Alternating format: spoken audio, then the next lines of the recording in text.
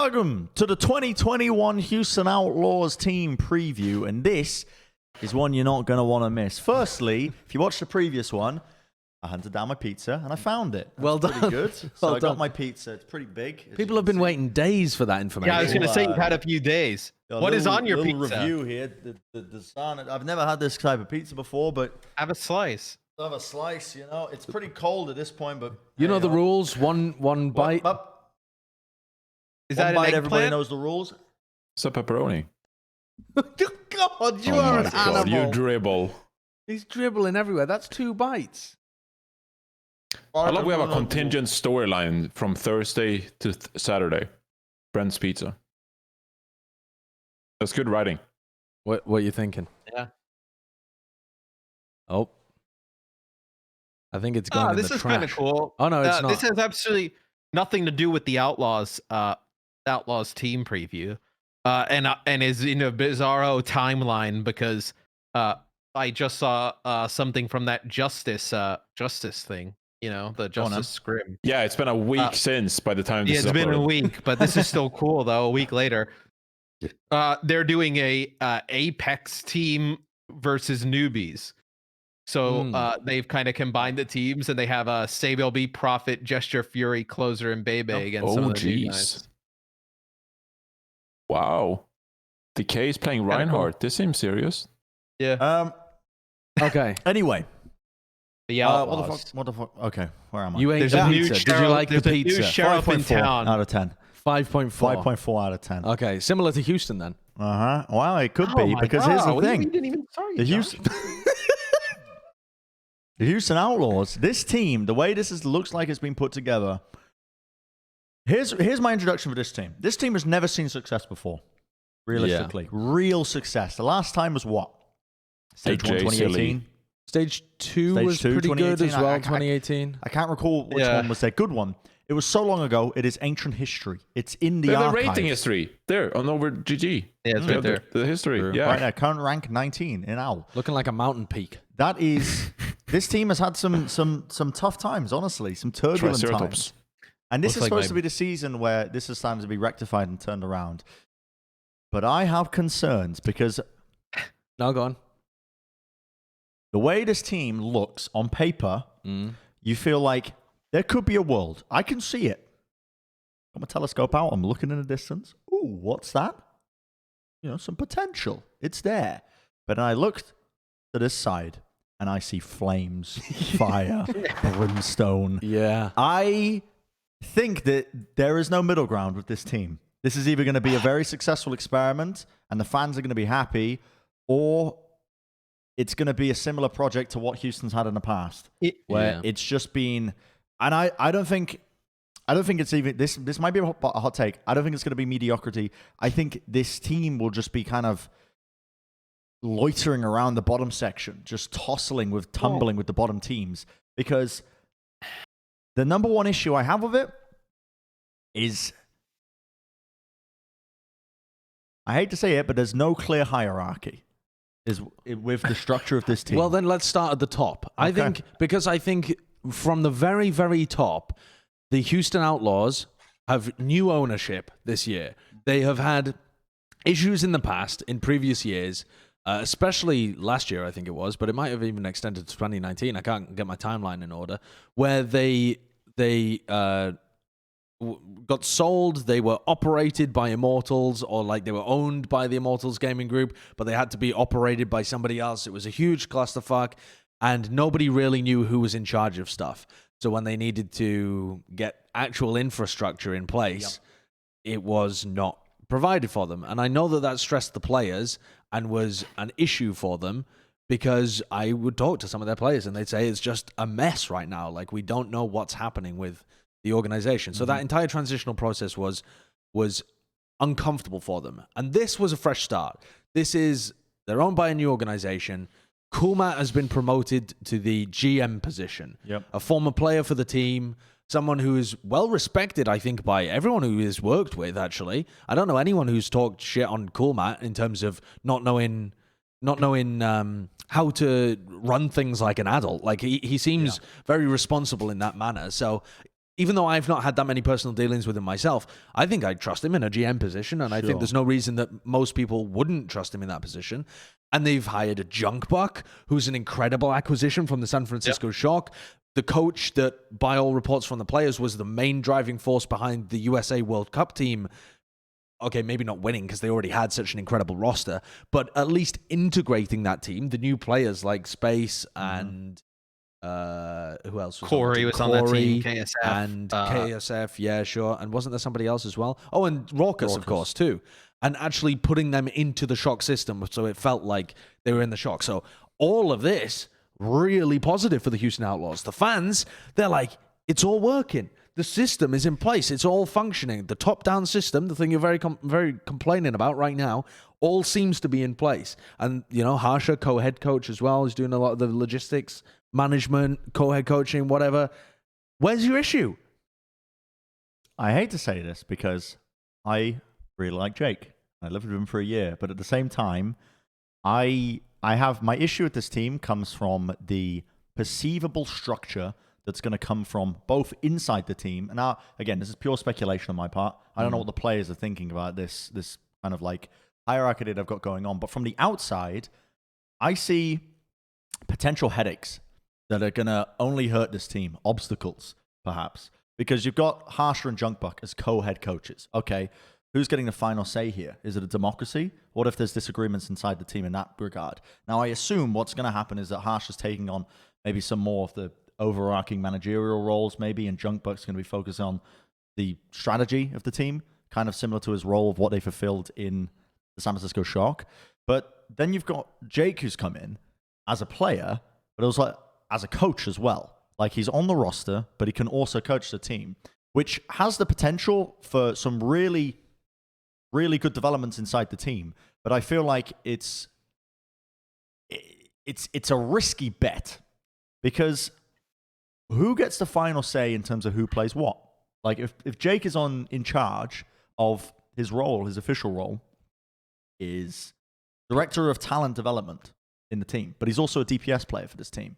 Like, he is going to be in charge of pushing the players forward, but surely he would have some say in terms of who's playing on the roster as well, right? I mean, potentially. It's very hard to say, actually, where that final say comes from, because I think the best case scenario for this roster is that Jake just has the role of being a positional coach for the team. Like, he just works with the players. Like, at the moment, he's playing a ton of BAP on stream, and he's been playing a ton of like ball and stuff in the past. But if he's playing a ton of like BAP and Zen in order to coach their BAP and Zen player, that I think could be a really good system that works for Houston. Sure. I think the problems might start to come in if he is involved in more than that, because he's also a player. So let me finish the point here. Yeah.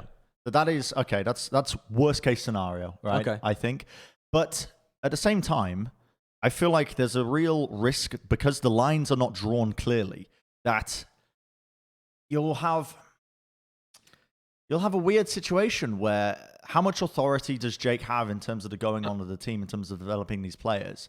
And, him as a player, if he's coming in, like, it feels messy to me. And I feel like the players will not enjoy not having clear boundaries in terms of who says what, who's in charge of this. It seems like the structure is mixed and meshed, and they're definitely trying something new. We've never had a player who's also a coach. It's so experimental that I feel like there's potential upsides of this, but I am very concerned, and I want nothing but success for the Houston Outlaws, but I'm a doubter right now when I want to be a believer. Right. Yeah, I mean, we don't know for sure. I think the way you would make this work, though, is that, Jake gives feedback to everybody, right, in that talent development role. I think he still scrims as a player, right? I think one of the reasons he decided to do what he did is that he still has the competitive edge to go to play. Definitely. And then maybe, if Junkbuck or Harsha want to get his input on like strategy and lineup, sure. But I think that's probably something they should own, right? Because I think if you're like scrimming with somebody who then also could like decide your fate, like of playtime and whatnot, that comes with like a really bad environment. So I think probably like the way to go would to be just have him give that feedback, scrim a bit, and then have the other two, Junkbuck and Harsha, decide things like strategy and lineup and positions and whatnot. Yeah. It's interesting to hear Matt talk about this, actually, because Matt is essentially the Jake of the casters at the moment, where he works for the Big Daddy organization. And he's a little bit of a caster and he's a little bit of an employee. And we don't know exactly how much say he has behind the scenes. And it makes things awkward because we don't know what to talk about in front of him. And, he could be deciding to just cut Bren next season and you'd never know. Look, let's be real. Even before I was working my job, it was always nobody was wanting to talk in front of each other. I only hear from Josh when it's like, hey, you have the Plat money to pay out. I only hear from Bren.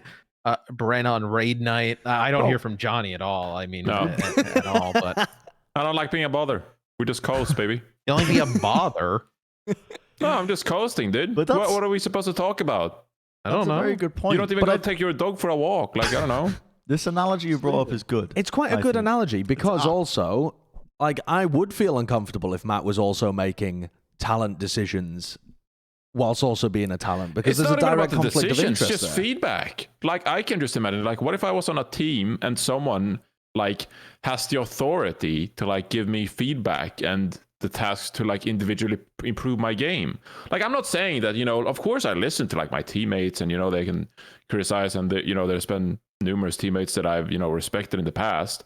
But like, if someone just like walks up to me and is like, yeah, I got the authority to criticize and improve your gameplay, and it's like, sometimes I don't want to take your advice, like I appreciate the feedback or like advice, but like I don't, and that's where I'm like wondering, these lack of clear-cut lines are probably going to harm this team, like at some point down the road. Well, I think it could be quite harmful. That is a weird way of putting it, though, because I think more than saying that it's likely to be harmful, it's an immediate challenge that needs to be addressed. Otherwise, it will become harmful.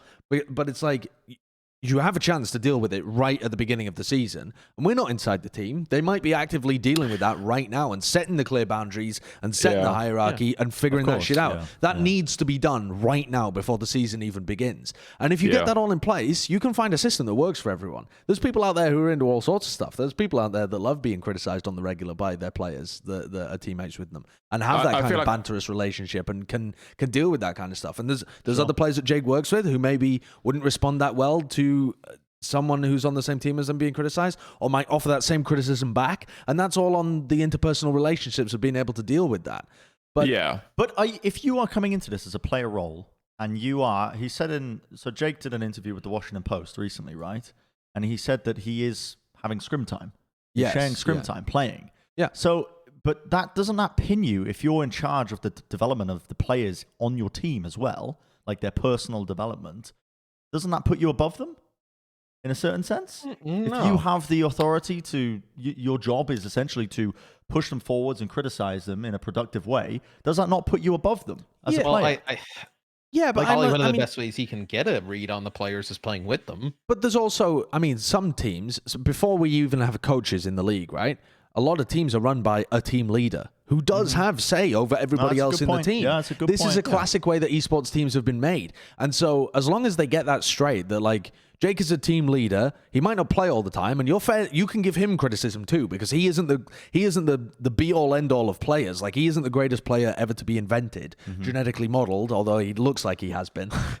So I'm sure there should be an open channel to offer him criticism as well, even though they aren't coaches, because teammates naturally do that. Yeah. And as long as he's receptive to it, I think there are ways of being able to make this work. But I understand where you're coming from, because this has never been done before. And it is a potential minefield. I want nothing but success for the Houston Outlaws, but I cannot help but be worried. Sorry, John, go ahead. No, you have the right to be worried. I just don't want to blow it out of proportion. I'm not saying like you're wrong in stating something, Bren. Like it's a very understandable opinion, and I think you have the right to have that opinion. But if you compare it to London Spitfire, like the London Spitfire is way more clean. Like they have their structure, they're organized, they figure stuff out. Houston Outlaws, they still have to figure out this internal structure and like how this is gonna work. It could go terribly, or it could work. For all that matters, I think it's worth stating as well that like for most teams, you usually have like one or two players that usually are like very much involved in the strategy and tactics of teams and talk a lot to the coaches. So, for example, when I played for Team Sweden, like I would watch a ton of VODs with Mineral, and it's like not most players like they don't want to do that, you know. Like we had a bunch of youngsters that'd rather go play ranked or like stream or like do other shit, you know. Like they're not super into that, but I wanted to watch VODs and like take notes and like yes, I done goofed.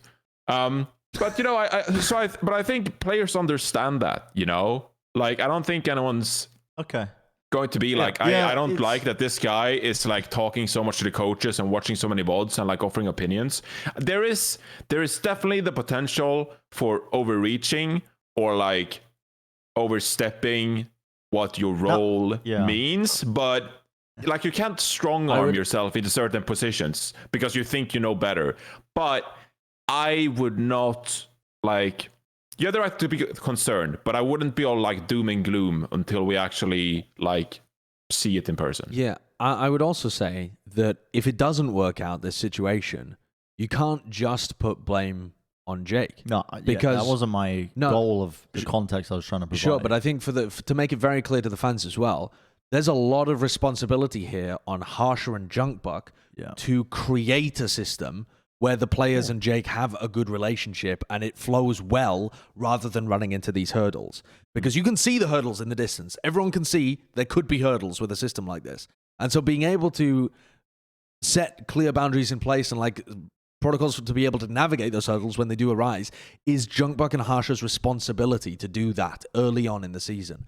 And Jake's a very like alpha personality, and I'm sure some of these players are as well. And it's always a challenge working with players that are like that, but that is also the responsibility of being like a head coach in these scenarios. It's not on Jake to make Jake's position work. They hired Jake for this position. Mm-hmm. It's on them to make Jake's position work, in my opinion. They know what they were hiring when they hired him. They knew that he was a player that might play some specialty times. They knew that he'd be good in a coaching role, especially as a player development.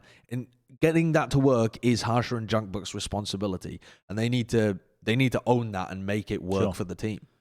Yeah, I also think like a positive is like you could, if you're Harsha and Junkbuck, and let's say you're Jake, and you're kind of in those sessions with them, you know, in certain situations, like, you know, we've heard like players in the league like say like, you know, our coach is telling us to do this, but we're really, you know, we don't think it's the right thing to do. Where now you have a player in that room, right, who's actively scrimming and can tell you about those situations and why things are working. Yeah, why things are working, why they're not.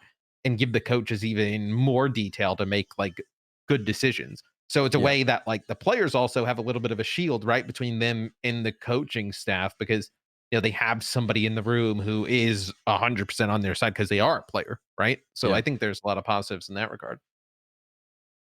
And I think it could, I don't really know. The real question, though, for all this context that I'm trying to provide here is where are our expectations? I suppose we should talk about the players first. I was waiting to get into the players because I don't even have that many concerns about the coaching structure of this team.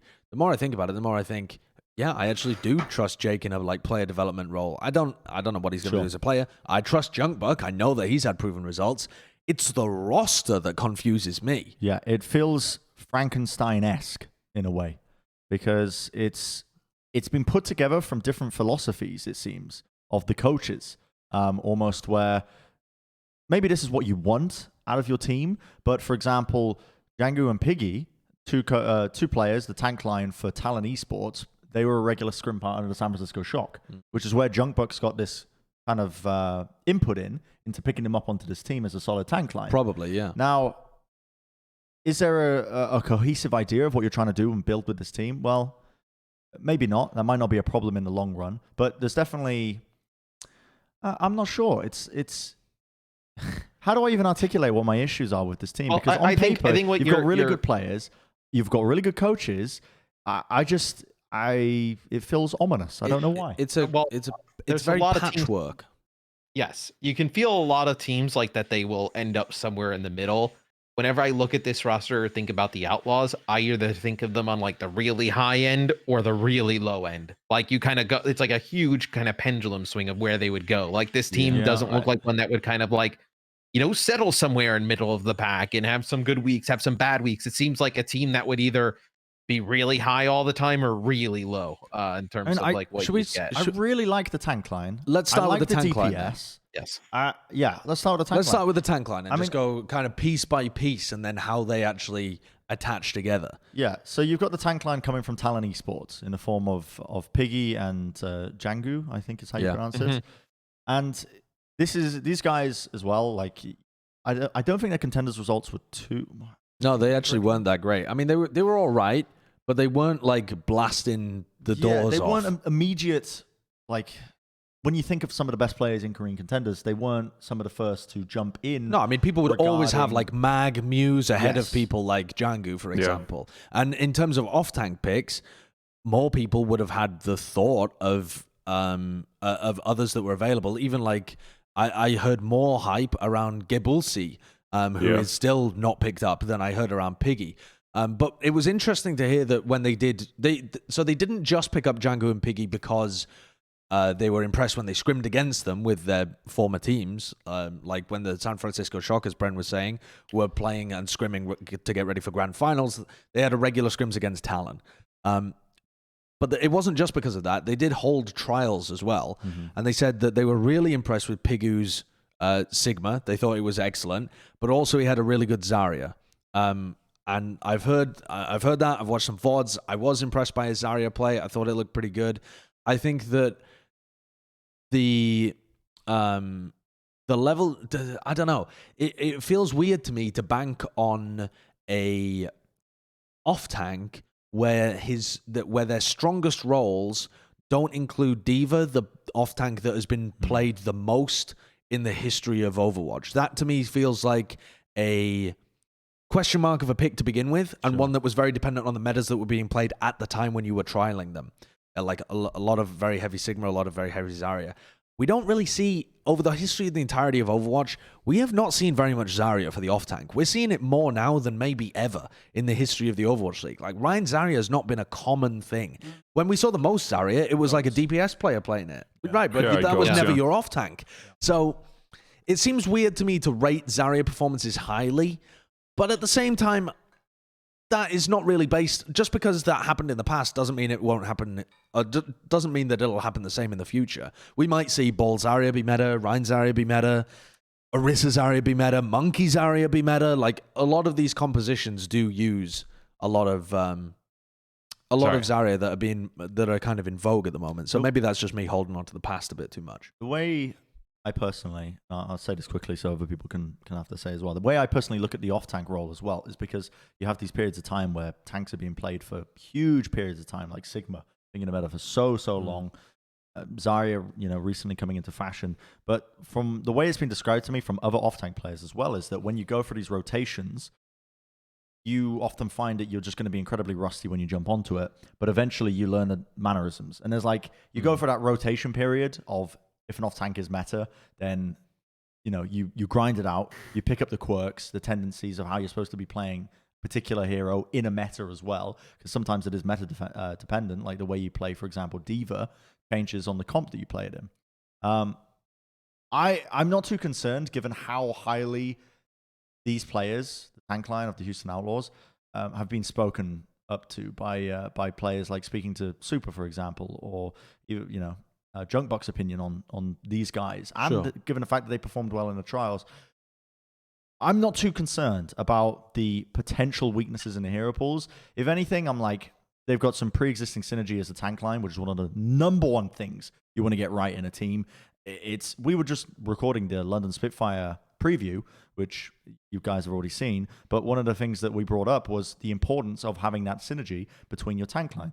Yeah. And it's something that this team is going to have off the get-go, which is great, fantastic. It's one less hurdle to overcome.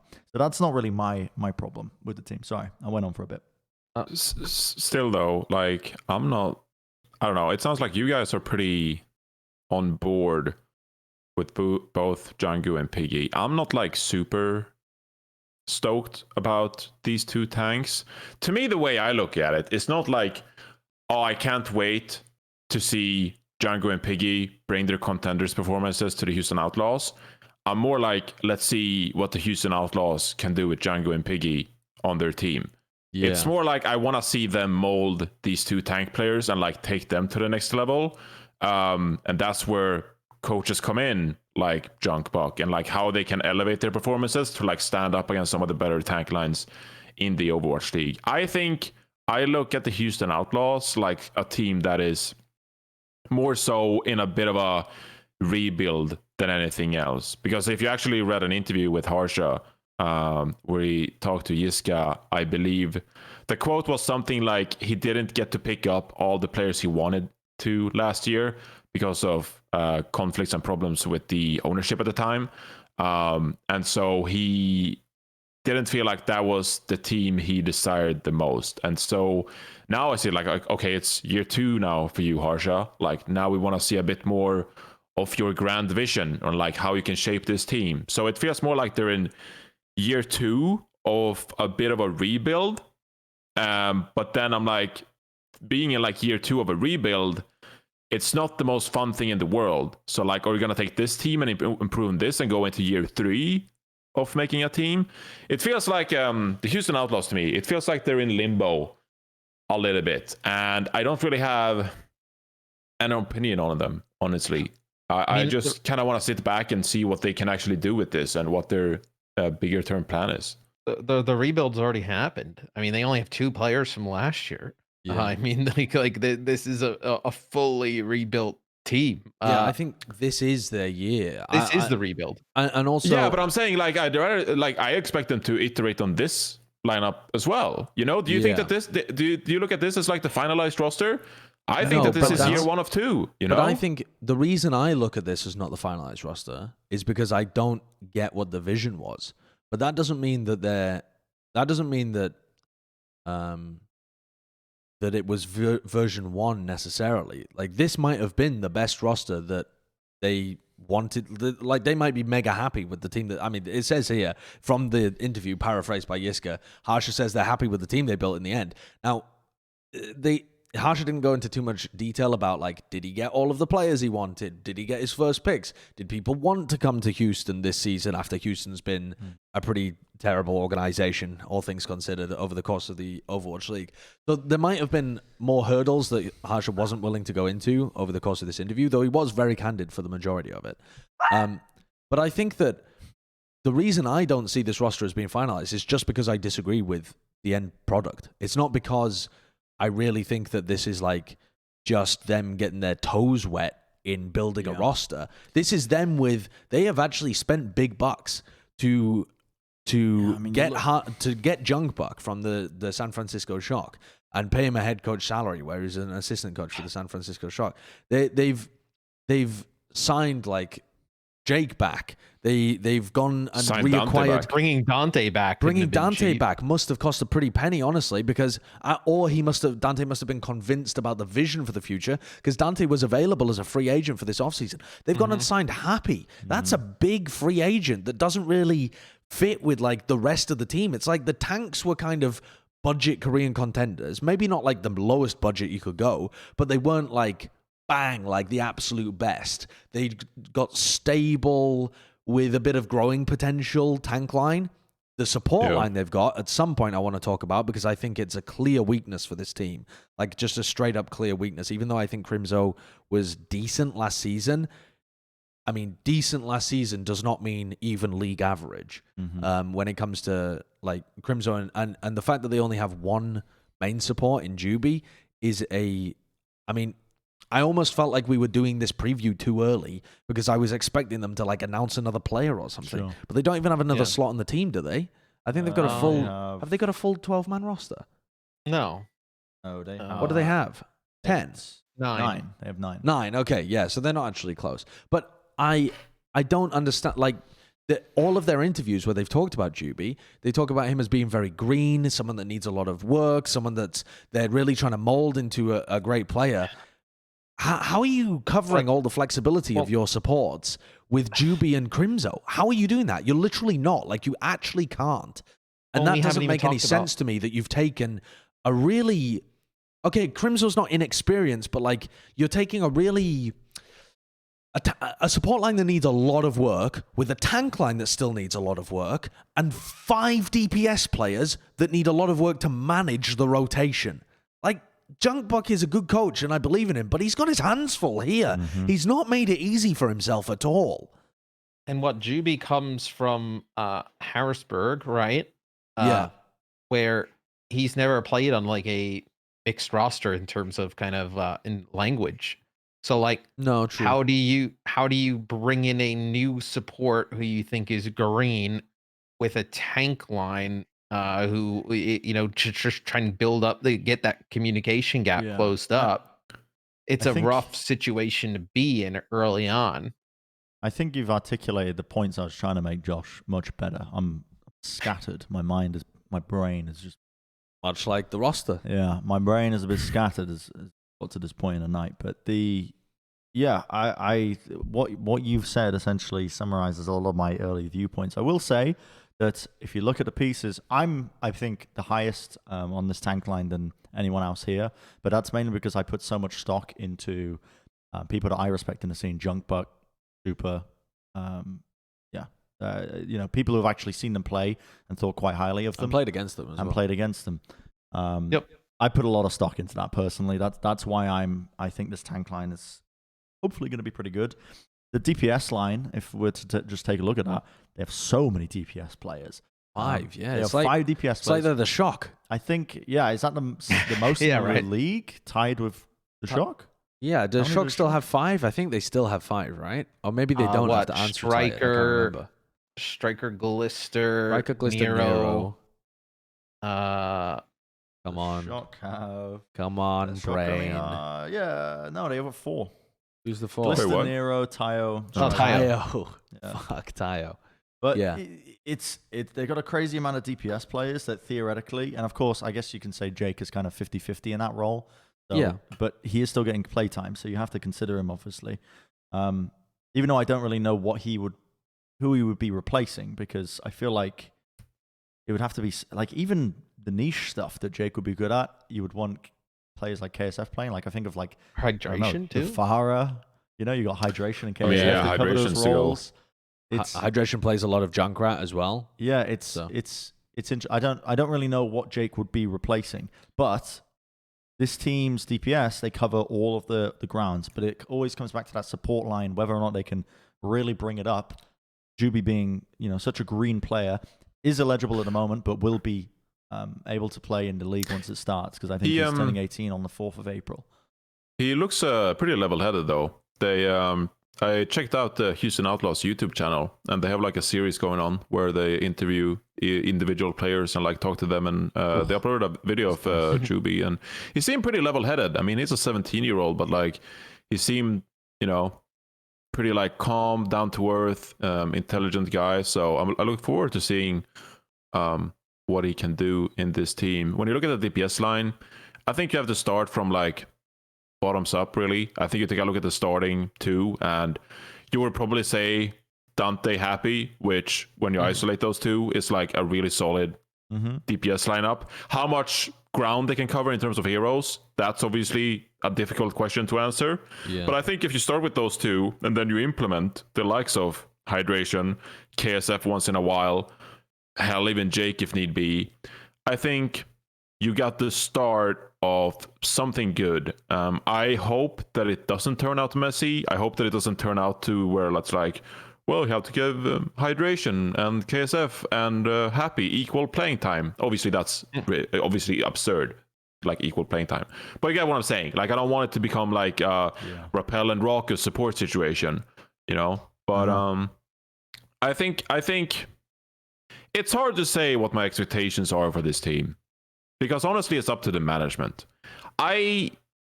Like we all mentioned that we have like issues not understanding what the vision is for this team, or like how to approach viewing this team. And I feel like it's just up to like the management itself in deciding what is deemed a success for this team, because I honestly don't know. If you want to compete for the top half, I would say that's very difficult. Is this just like a year building? Sure, go ahead, but like I'm not stoked. What do you think the fans' expectations are, Jonathan? If you had to put your finger on the pulse of like Houston if I was a Outlaws Houston fans. Outlaws fan, I'd be like fucking livid, just craving wins. I'd be like just amped up on, I don't care what, maybe they're sponsored by some energy drink and just like give me some wins. I just want to see good performances. Where are they agree at, bro? completely, and I think that they're going to look at what the Dallas Fuel did this season, and even Dallas themselves. We'll get to Dallas when we do their team preview, but they might even become Dallas fans. They might give up. Yeah, but Dallas have still got holes, but at least they've built a roster that has aspirations of greatness. This roster, I don't know what the aspirations are. I don't even know how high they think they can punch. And yeah, it's very hard to get a read on what they hope to even deliver to the fans. Is this supposed to be the best Houston Outlaws roster that we've seen? I mean, I think it is on paper. Look at this team. It is. Yeah, it but has the most talent on paper. Exactly. So the expectations. But the rest of the league has that. more talent now, though. Exactly. I think Matt's point there is very good. Yeah. This is probably the best roster they've ever had. But where have Outlaws placed in previous seasons? Can someone look that up quickly? Because I don't know the information on that. Yeah. Because I know that they had peaks at the beginning of 2018, but they can't have placed. I think they've just missed out on playoffs every year, haven't they? It's looking grim. 12 to 13 in the playoffs. They got eliminated by Boston in that incredible upset. 16th in the regular season. 9th through 12th in the Countdown Cup. 5th to 8th Summer Showdown. 9th to 12th May Melee. 16th 2019 regular season. Inaugural season 7th out of 12. They've never broken. It's bottom 5. Always been below average. It's pretty much bottom 5, right? Yeah. They're on the top end of the bottom 5 every season. No, actually, because didn't they almost make the playoffs in 2018? Or was that because the middle of the pack was really close? They got 7th out of 12 teams.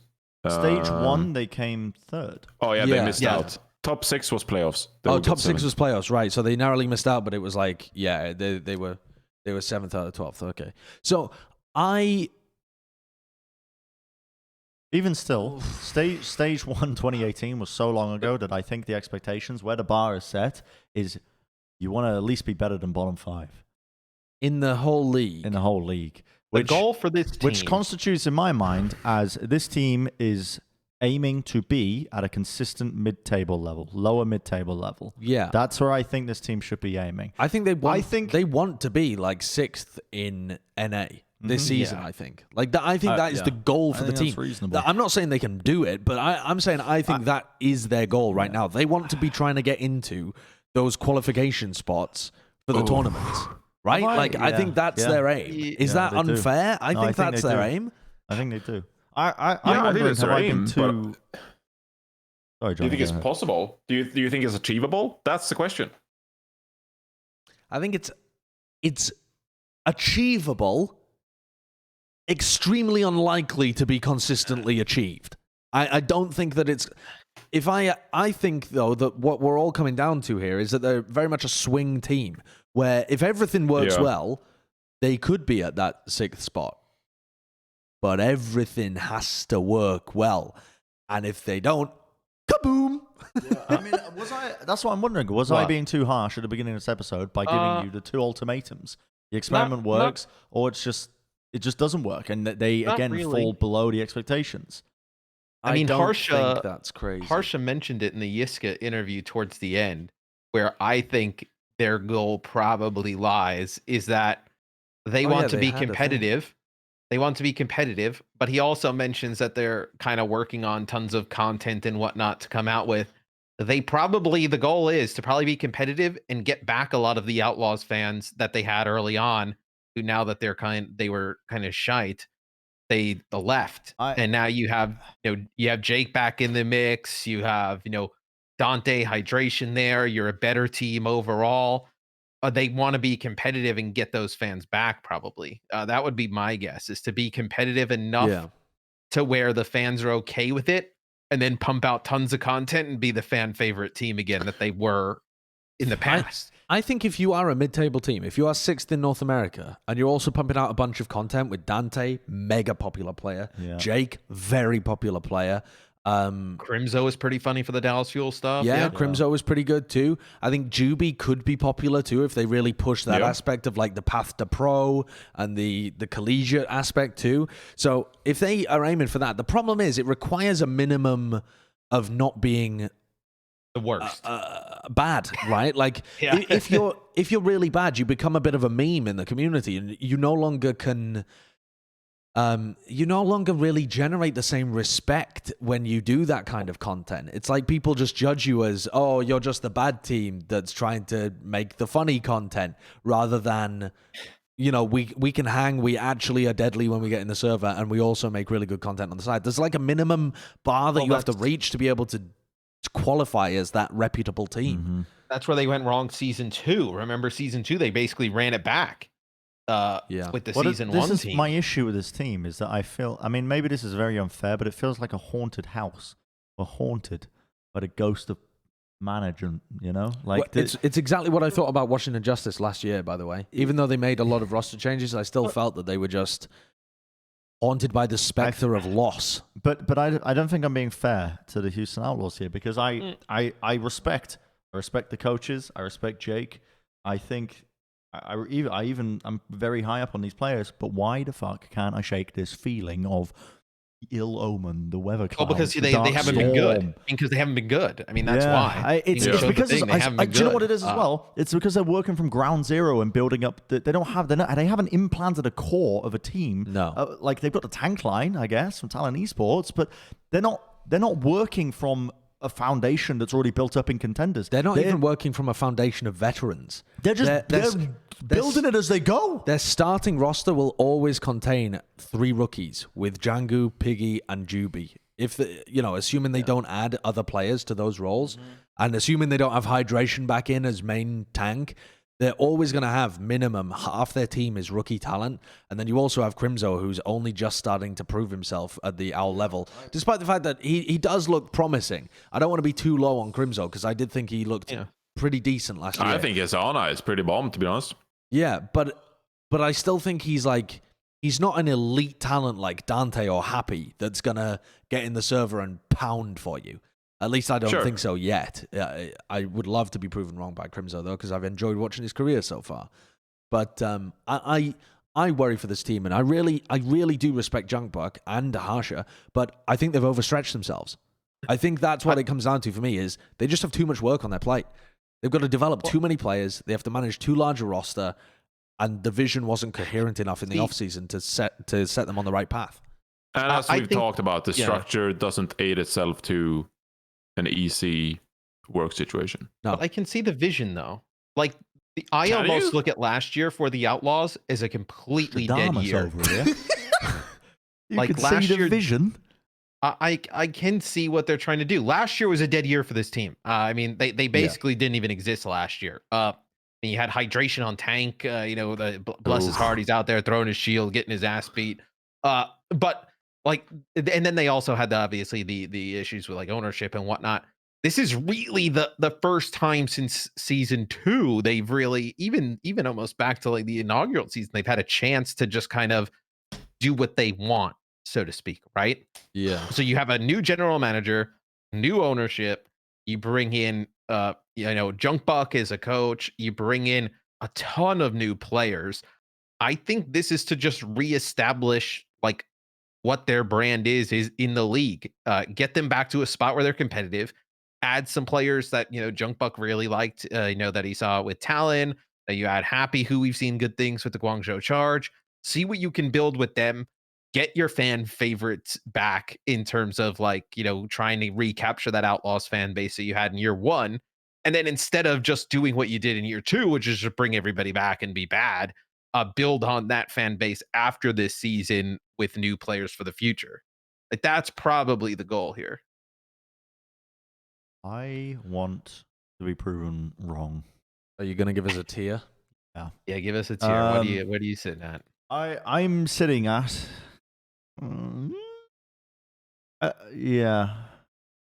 God. Yeah? Is that where you're sitting at? The yeah Do you want me tier? to start, Bren? The solid C. That's Okay. where I'm sitting with this team. Really? Yeah. Okay. With potential to that's go pretty high. positive. with potential to go higher than that if it really works out. But I also feel like it. I don't know. Yeah, I want to be proven wrong. I want. Are you kind feeling, of cut in the middle there of the two extremes for you? Yes, this is very much cut in the middle because I feel like this team is going to be of extremes. I don't know. I just need to. I think I need to get out of my mind that this is a completely different Houston Outlaws from the previous years, where they've just been plagued by these managerial problems that have prevented the team from really evolving into something concrete. And now it is a fresh palette. It has been a fresh canvas, although it looks like there's signs of some sort of like weird change in vision as the team was being constructed. You got to give them a shot here. I'm putting them at C. What are you thinking, Jonathan? I am vetoing my vote for this ranking. I'll give you that. So, yeah. I refuse. What? I love giving hot takes as Go much on. as the next guy. Halo I love 3 giving my plus X in the opinions. lobby. You can't say I love I'm hot vetoing. takes, and then with the one Nope. team you can have a crazy hot take about, be like, oh no, I can't do it. Sorry. Like, Nope. come on, bro. I'm a changed man. Okay, so what are you going to do when we get to our power rankings episode? You're just going to sit out? Yeah, what are you here No, for? I am What are you here stalling. for? If you wanna hear my take on the Houston Outlaws, tune in to the team preview ranking. For the what? No, the preview ranking Oh, thingy. the team That's preview ranking. No, honestly, it could go either way. When Josh said that this is a swing team, I believe that there are some parts of this roster that I'm like, eh. And What's the other parts highest of and the this lowest roster that then? I'm like, ooh. What's the highest and the lowest? Give me a range bar. If you were going to draw them on a graph, give me the range bar. What's the highest? What's the lowest? No, I'm not gonna give you. Okay, I'll give you. I'll just give you one ranking then. Okay, my veto did not work with the panel here. That's unfortunate. I hope to get away with one. I'll go for. I'll go for a C minus. C minus. C is for coward. It's for those who are afraid of hot takes. I said minus. Yeah, fair enough. Fair enough. My take is that while I think this team could be achieving their goals of getting into, some of these qualifier tournaments and that kind of stuff, there is so much that can go wrong with this roster that it's almost inevitable that something will go wrong. And I'm really reluctant to take that point of view against Junkbuck because I feel like I'm setting myself in opposition against Junkbuck here. Murphy's Law. I don't want to touch the team with a 10-foot pole, dude. It's so scary. Yeah, but it's not just Murphy's Law of like if it can go wrong, it will go wrong. But the more things you have, the more things you juggle in, Sure. the more likely one of the balls is going to drop. And I think when you have only one main support, and it's a guy coming out of collegiate that you already admit you need to do a lot of work with, and you have a rookie tank line that has played together for sure, but not at the top level of contenders. They weren't dominating contenders by any means. And even those that have done incredibly well in contenders, not all of those have translated, especially not like the exact tank line. You normally pick the best piece and pair it up with another best piece. And then the 5 DPS players that they have to manage the rotation of, and even those 5 DPS players, some of them have very specific and niche hero pools. Like even Happy, who's such a great player, has quite a niche hero pool.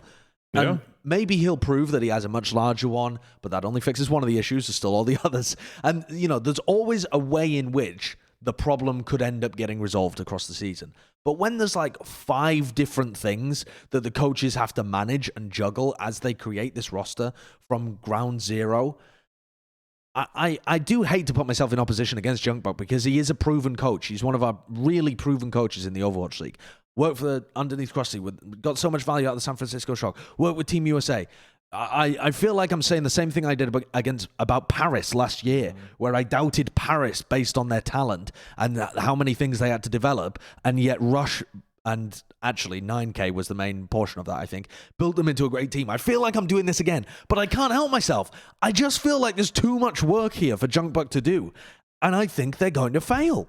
And I think they're going to fail perhaps a little spectacularly as well, where if they set themselves the goal of being like top 6, they'll end up being like bottom 5 in the league again. And people are going to make a meme of them again.